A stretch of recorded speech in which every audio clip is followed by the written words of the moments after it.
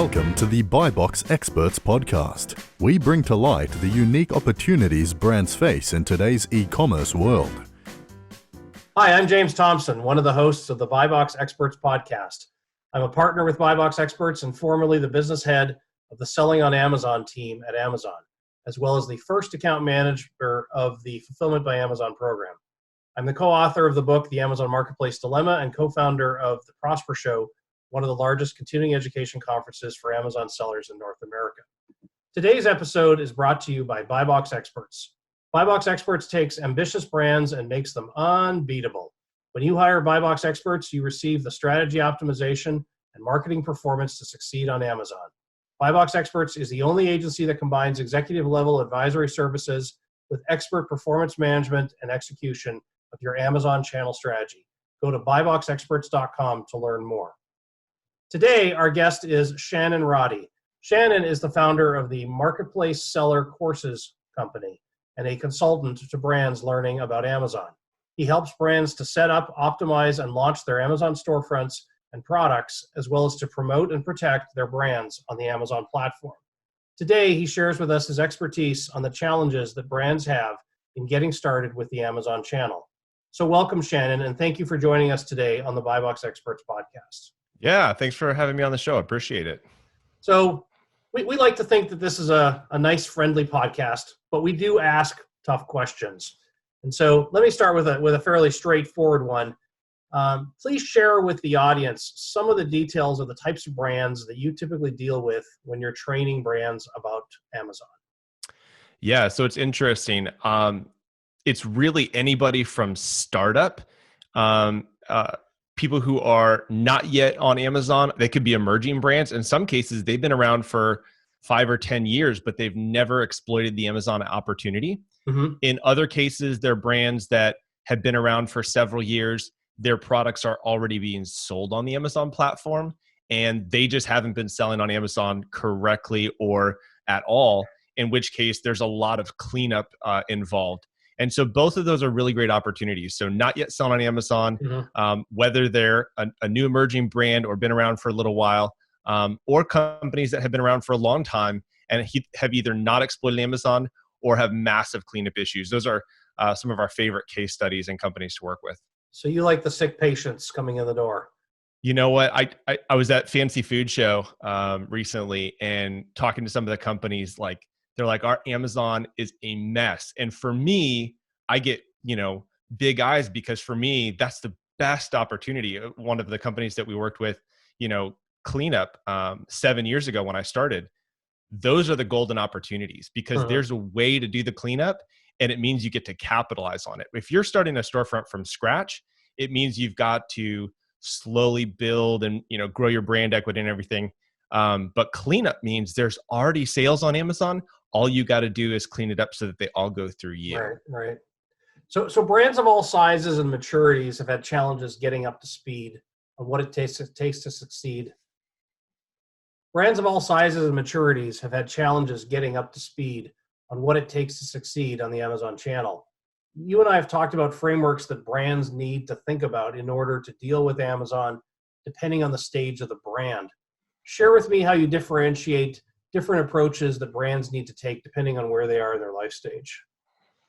I think that for a lot of companies, the podcast that we did together, for example, Amazon and the single seller model, that is a principle that I think brands at every stage should take. Again, whether you're brand new emerging or, multinational company looking to clean up Amazon, I think the biggest thing is really learning to leverage the Amazon flywheel. And the way I describe it for brands is optimize, launch, and analyze.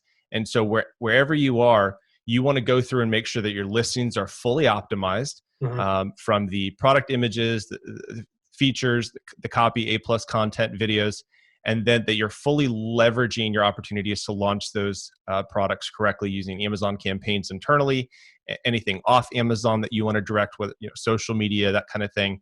And then you're able to fully and completely analyze those listings, the sales, the keywords that are converting into re-optimizing the listings.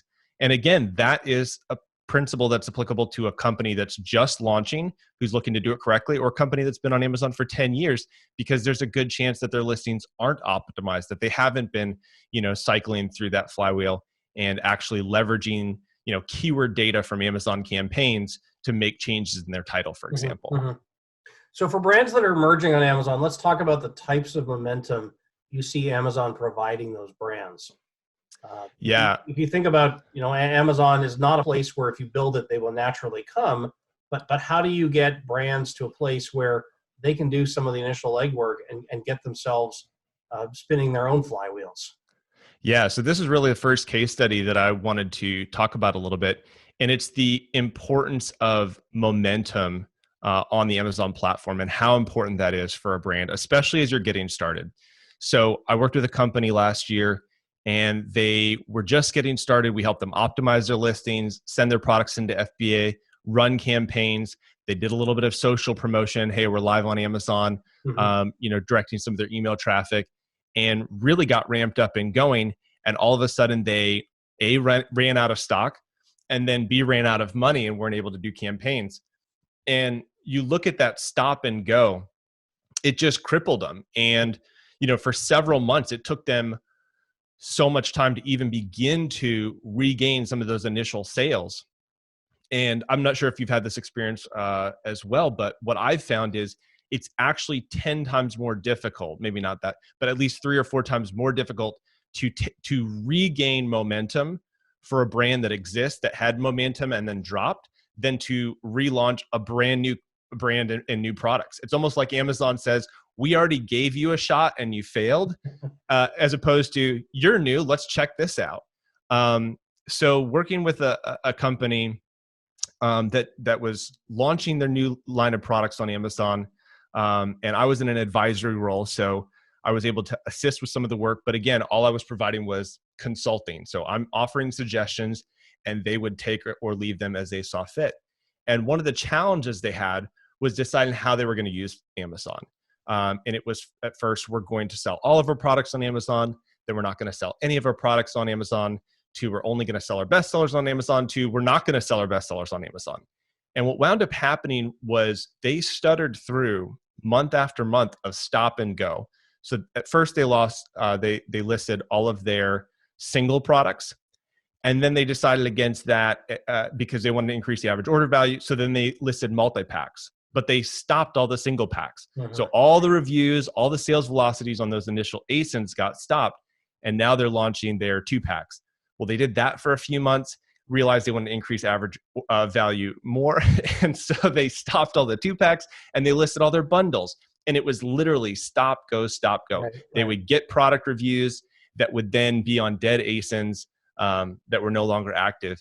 And eventually, so much of the company just completely fizzled out because they were not taking advantage of the momentum that they had the opportunity to gain. They were getting momentum, but when you throw the truck in reverse halfway through and change direction, again, going back to that flywheel concept, it really, really hurts Amazon.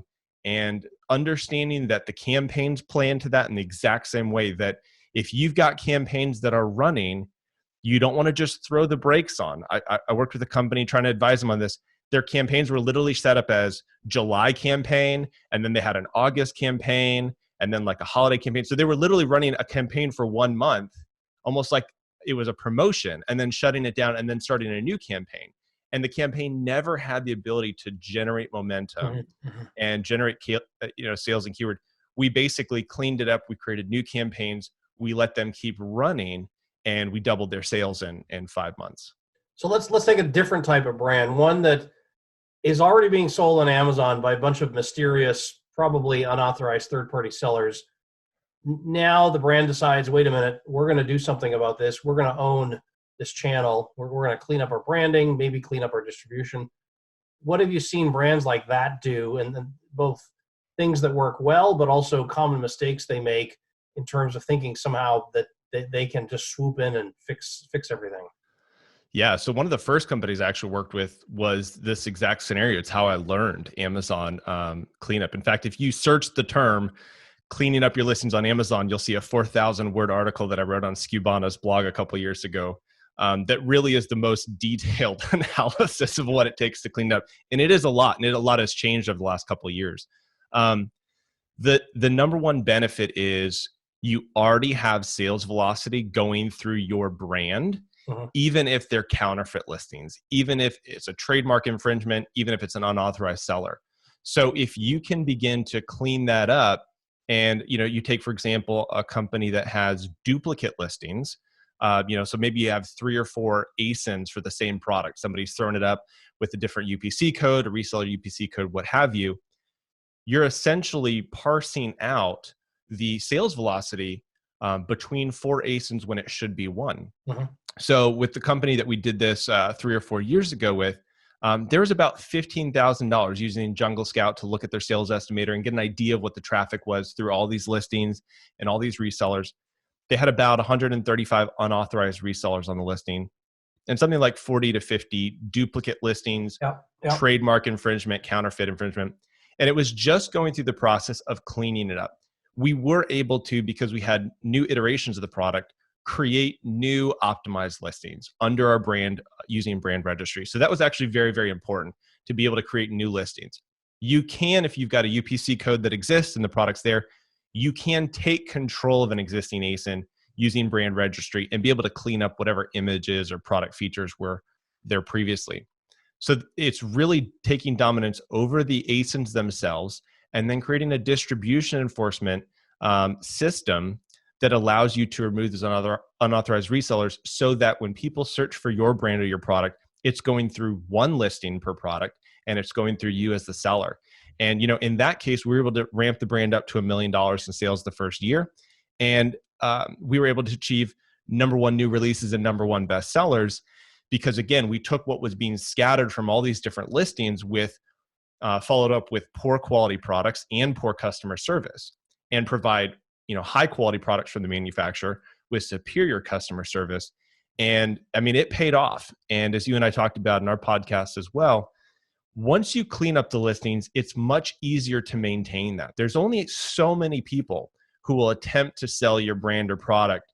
And once you kick off a majority of them, you may have new people coming on every so often, but it's much easier. It's just like, weeding your lawn. It's a lot easier to have everything weeded out and then do a little maintenance every week than to let it get really, really bad, after 3 or 4 months, weed the whole thing, and then let it get really bad again.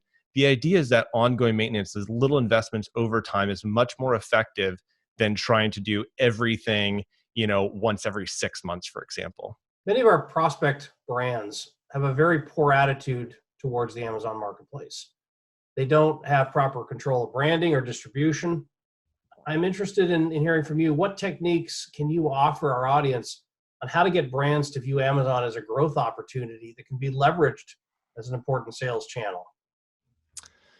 It's a great question. Again, talking to so many brands, I talked to over 100 companies this weekend, and the opinions are just across the board.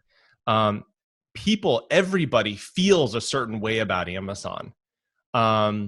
And opinions tend to run very high. I mean, it's almost like politics. It's like opinions run very high, but when it comes to Amazon, what I've really experienced is that a majority of brands are making decisions based on partial information, bad information, or no information. And so the very first step is actually educating brands about Amazon and how to think about Amazon, because most of them, again, the reason they feel a certain way about Amazon is because they heard something from someone, or we tried this and it didn't work. And it's the essence of throwing the baby out with the bathwater. I talked to one company and they basically said, Amazon's such a disaster that we're not going to touch it.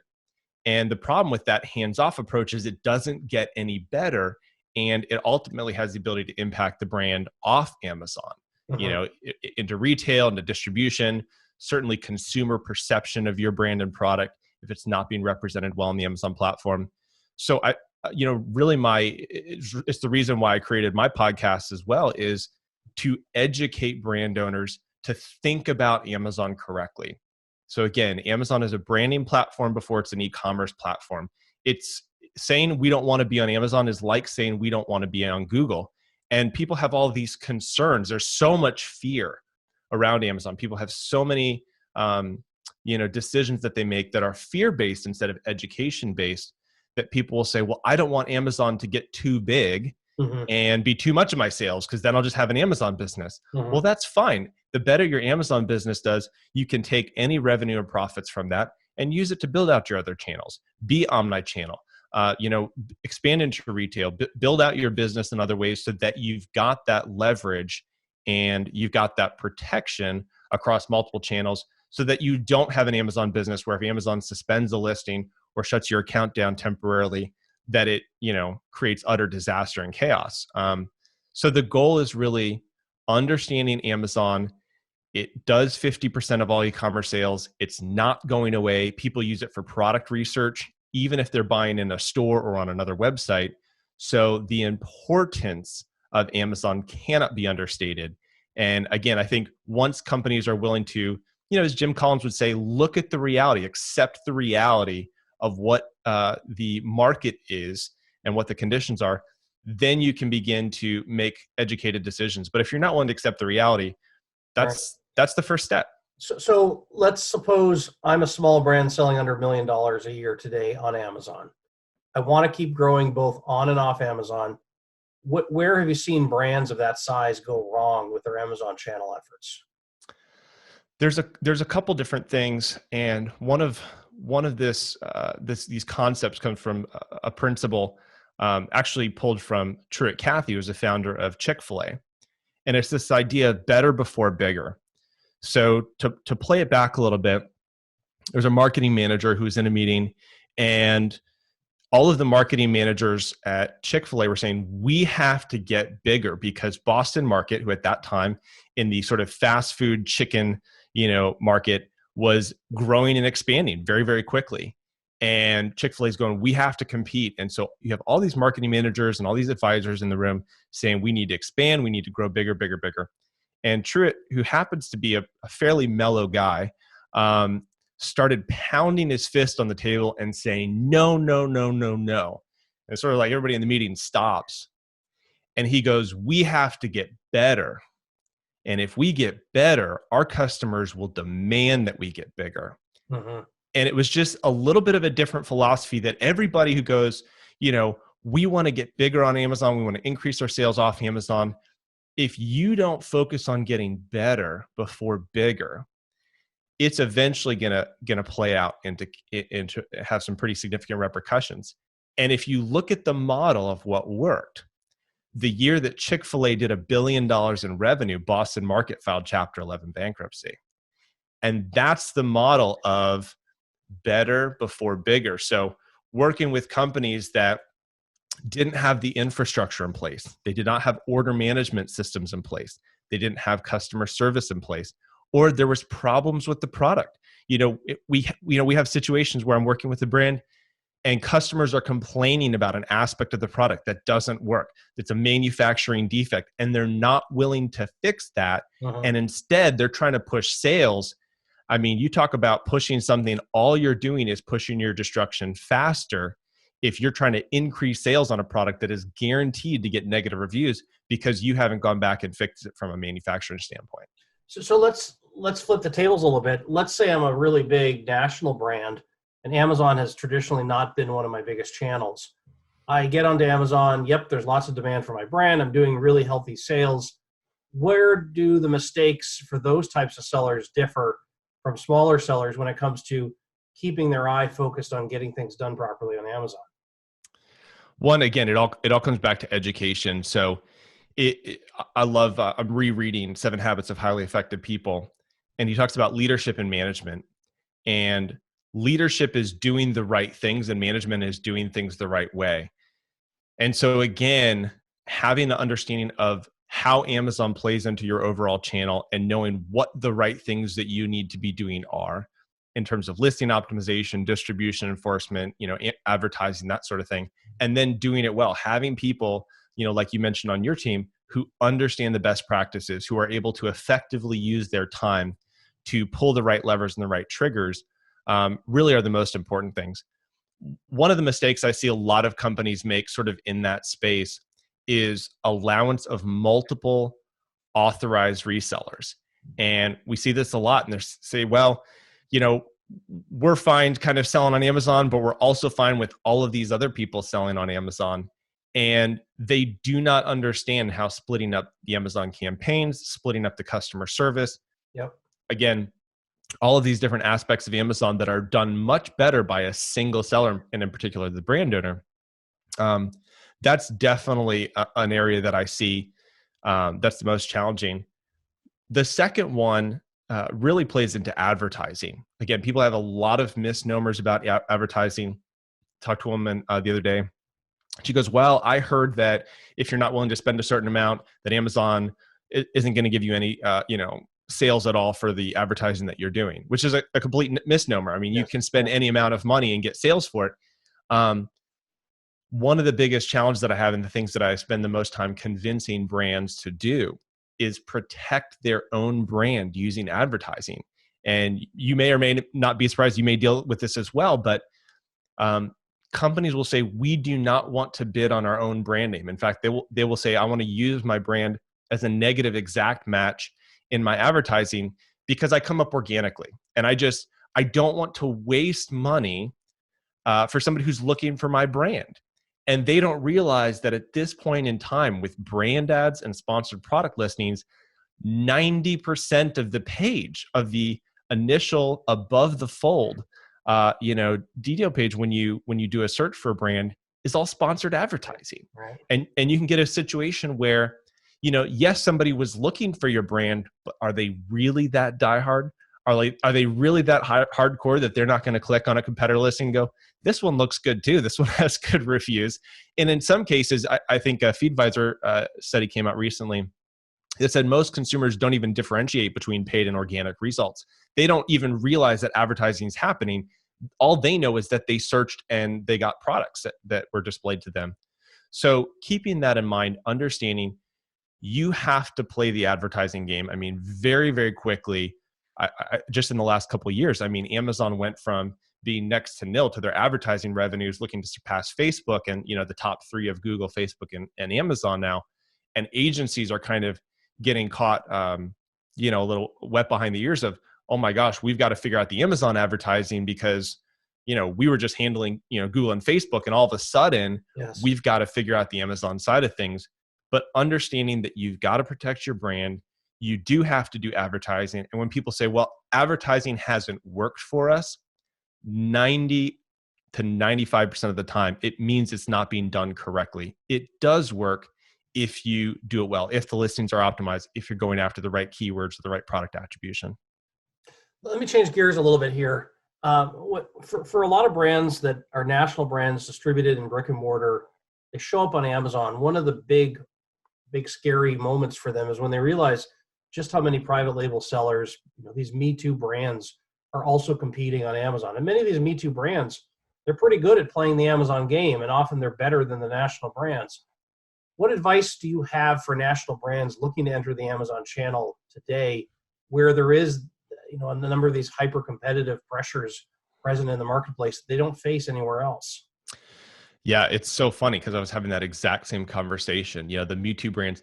And look at Amazon, they've got all the data. They have all the data and they hold all the cards when it comes to information. They know exactly how many product searches are being done for which keywords. Yeah. They know exactly how much it cost per click advertising, and they can build or buy private labels left and right. But we also know that a majority of those haven't worked. And I think that understanding why that is actually leads to that brand's biggest opportunity, which is building an emotional connection with your customer. And really the advice there is be sure that you are telling your brand story. Be telling your brand story on social media. Be telling your brand story, with inserts in your product packaging at retail. Be telling your brand story on your listings, on your A+ content and feedback emails and product inserts with Amazon. If you can create an emotional connection with your brand, and in some cases create a premium product where everybody else, all those private labels, they're going down, they're looking to create a Me Too brand and knock it off by $5 and compete on price. Yes. You create an emotional engagement and connection with your customers and increase the price $5 and set yourself apart. And so again, working with so many companies where the temptation is, oh my gosh, we've got to lower our price. The answer is no, you have to increase your brand equity. And I can't understate enough the idea of creating an emotional engagement with your customers. I think Coca-Cola, probably has done it better than any company in the world. And we know that only because of the fiasco of New Coke. When New Coke came out and they discontinued Classic Coke, they were receiving 8,000 calls a day and hate mail from people who were just mortified that they pulled this product that they love off the shelf. And it wasn't just because of the taste of Coca-Cola. Obviously, that was a part of it. It was the emotional connection that people had with the brand. So if you're willing to invest in that aspect of it, I mean, some of the newest brands out there, you've probably seen them, they have such a diehard cult following, even though they're way more expensive. And it could be a footwear product. It could be, a food product. Obviously, these things are very, very personal to people. And they have such a cult following. Those people would never buy a Me Too product ever because they love the brand. And I think the last part of that is brands that fail to leverage and utilize customer service. I did a podcast with another company that provides customer service for brands in Amazon. And you're talking about the idea, how often do you as a brand owner get to engage with your customer? Like, you're not hanging out at Target waiting for them to walk in and say, hey, do you have any questions or can I answer anything? And similarly, when they reach out to you on social, just having a social media manager reply to them, that's great. They better be capable and willing to have an engaging conversation with them that creates an emotional connection. I think customer service is one of the most underutilized aspects of it. And if you look at Zappos and how they built their brand and were bought by Amazon, it was by hiring the best people, giving them free rein. They don't outsource their customer service. They said, this is our core competency. We are going to provide the best customer service experience we can and stay on the phone as long as we need to, provide free overnight shipping. People come back and remember that. And the brand has grown like gangbusters because they leverage that connection at every opportunity. I want to ask you about early days for you when you started training brands. What was the point of inflection where you realized that you were good at what you were doing? You were good at helping brands think about this Amazon channel. It's a good question. I don't know. I mean, I think it's more of like the sun rising than a light switch flipping on. But really pretty quickly, because my background was web design. And so I knew SEO. I knew, we write product titles, descriptions, images. My background before that was film production, so video. And, understanding some aspects of SEO and how that plays into campaigns. I've learned a lot more about campaigns over the last few years. But I think it was, once you help a company, really within the first 3 or 4 companies that I helped, and they're like, we've been struggling with this problem for 6 months or a year, or we've never been able to resolve this. And in, a couple hours or a half hour call, whatever the length of the problem is, you're able to resolve it and help fix it. It gives you that confidence. You go, oh my gosh, the very first company I ever worked with on Amazon was 7 years ago, and they only had 25% of their inventory listed. They had 70 unauthorized resellers. They had tons of duplicate listings and parent-child variation issues.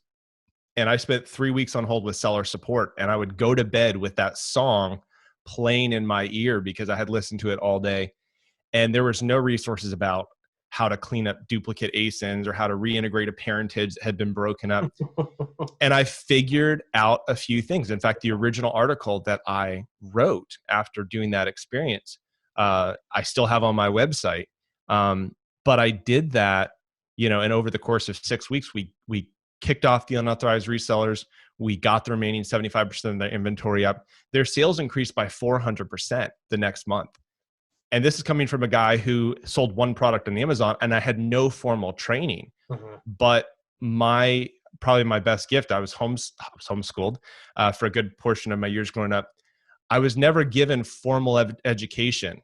I was just allowed to be curious and investigate and figure out what I wanted to know by being very proactive. And so all my education has been diving in as deep as I can. Every time I get a software, I'd never use the manual. You literally just go through every option on the menu and figure out what it does.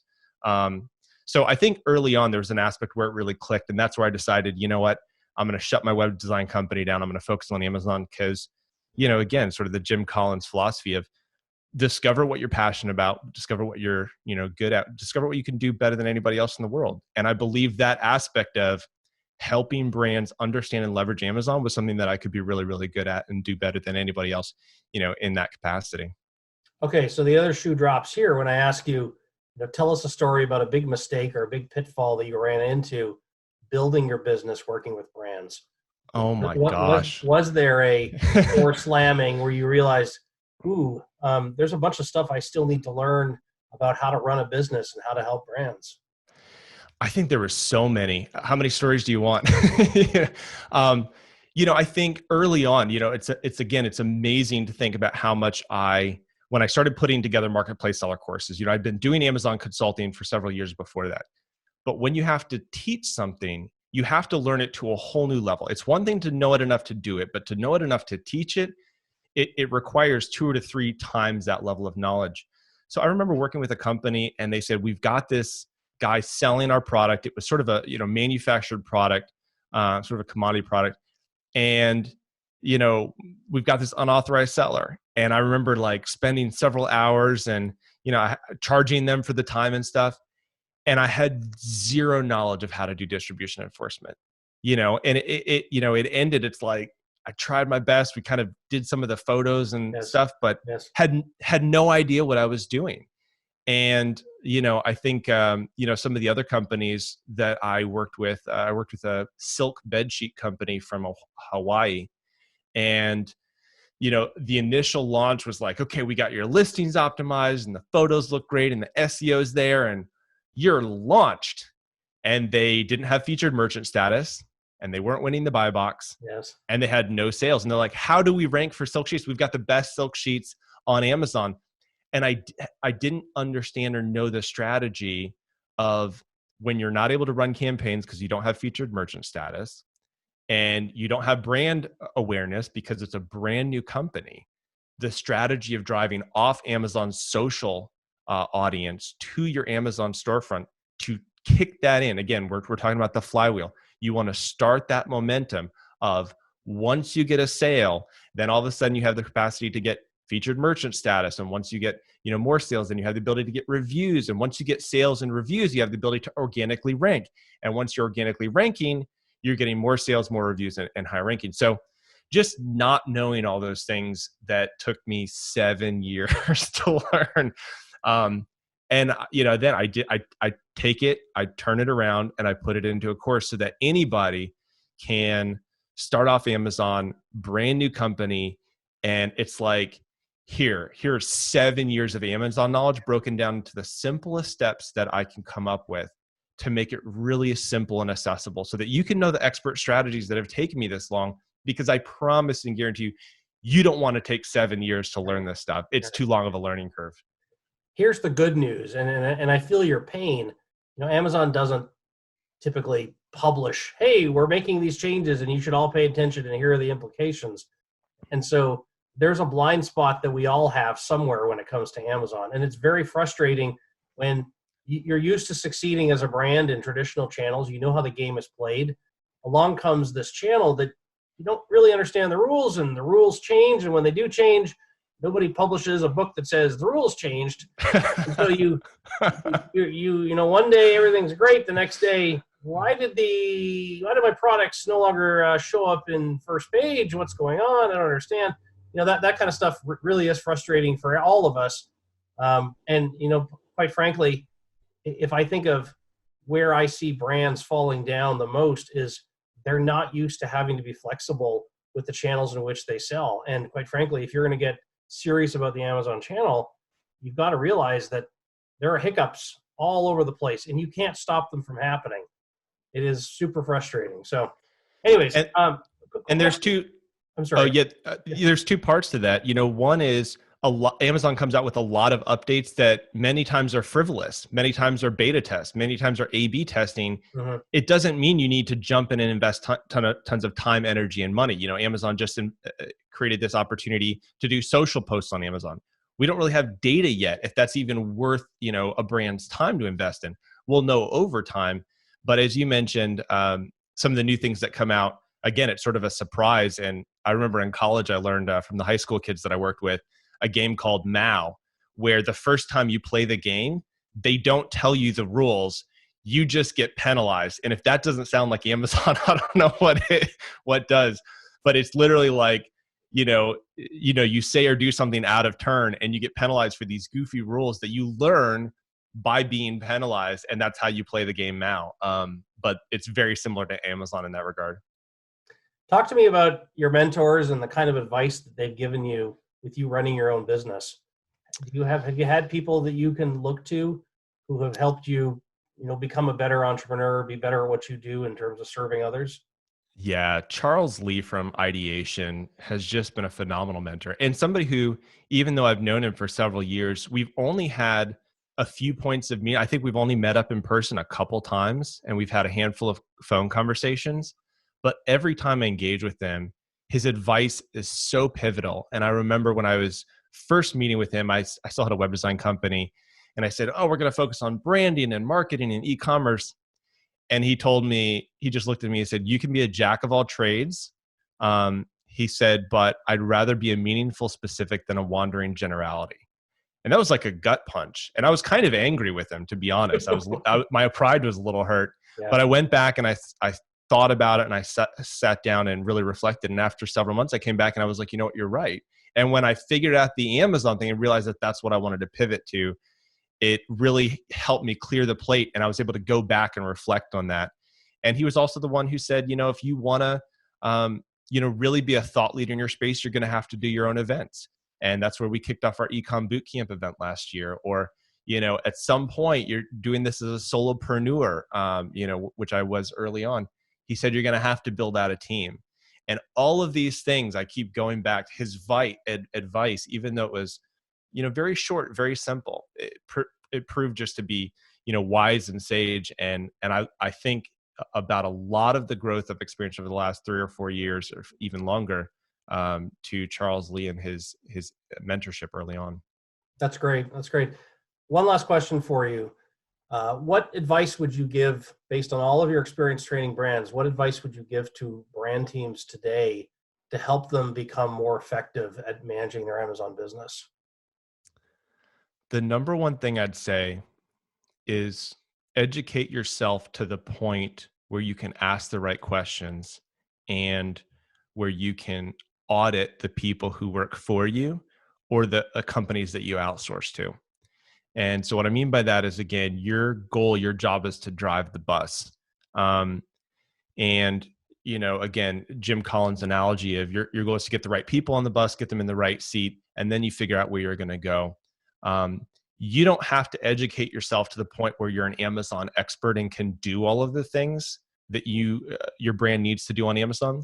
You do need to educate yourself to the point where you can ask the right questions, where you can have those high-level conversations, where if you hire an Amazon person, whether it's a single consultant or a full agency, you're able to correctly vet them. You're able to look at the storefronts that they've built, and you're able to look at their case studies and sales and know what's accurate. And if they're running your advertising, you don't want to just sort of take their word for everything and say, oh, it's going great, or, oh, sales are up this amount, but, how about profitability? What's our conversion rate? There's all these different aspects of it that you at least need to educate yourself to the point where you can ask the right questions and you can make informed decisions, even if you're bringing on other people, and especially if you're bringing on other people to help with the Amazon channel. Shannon, I want to thank you for joining us today. For those of you interested in learning more about Shannon's Amazon training programs and consulting services, please visit marketplacesellercourses.com. Shannon, thanks for joining us today. Thanks so much for having me, James. It's been my pleasure. Thanks for listening to the BuyBox Experts podcast. Be sure to click subscribe, check us out on the web, and we'll see you next time.